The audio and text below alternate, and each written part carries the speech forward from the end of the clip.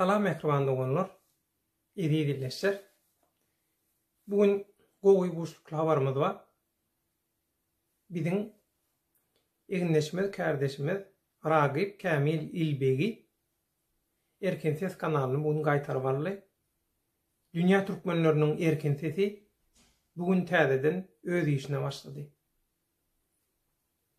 Erkin ses näme üçin ähmiýetli? Dünya türkmenleri üçin. Biz azatlyk, demokratiýa, adalat üçin göreşýäs.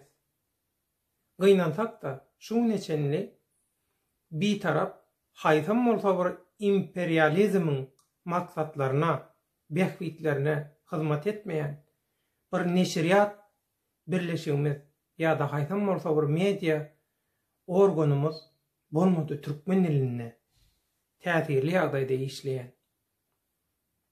Elbette käbir halkara guramalynyň adam hukuklaryny goraýan guramalaryň Türkmenistanyň kronikasy ýaly neşirleri bar. Şolaň bolup duranam gowzat. Hudaýa şükür. Ýöne ondan başga ýygyderli ýagdaýda video, telewidenýe görünüşinde döwrüň şertlerine görä hereket edýän bir türkmen kanaly ýok. Telewidenýesi ýok. Erkin ses inha şeýle maksat bilen ýola çykdy. Biz o başta dünya türkmenleriniň erkin sesi bolan bir telewidenýe kanaly boljak diýip şeýle maksat bilen ýola çykdy.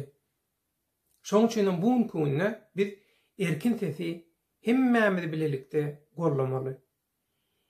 Erkin sesiň agza sanyny, tomaşaçylaryny näçe köpersek biz şonça garaşsyz türkmeniň ilkinji kanalyna golaýlaşdyrmyz bolýar. Şo maksatda golaýlaşdyrmyz bolýar. Şu ýerden jurnalistika bilen meşgullanmak isleýän ýaşlary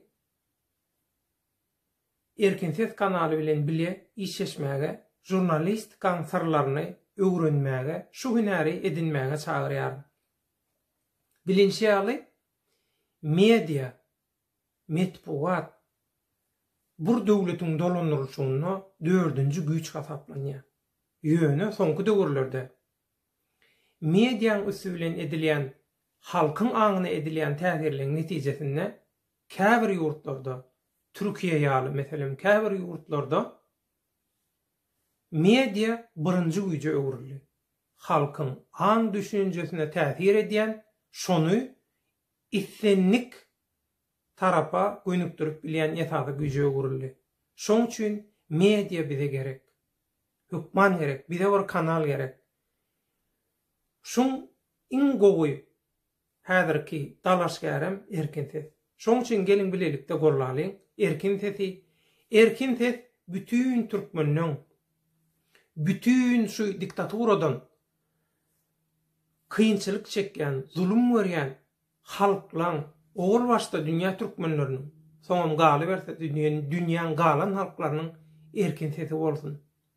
Gelin biz öz kanalymyzy özümiz açalyň dogunlar.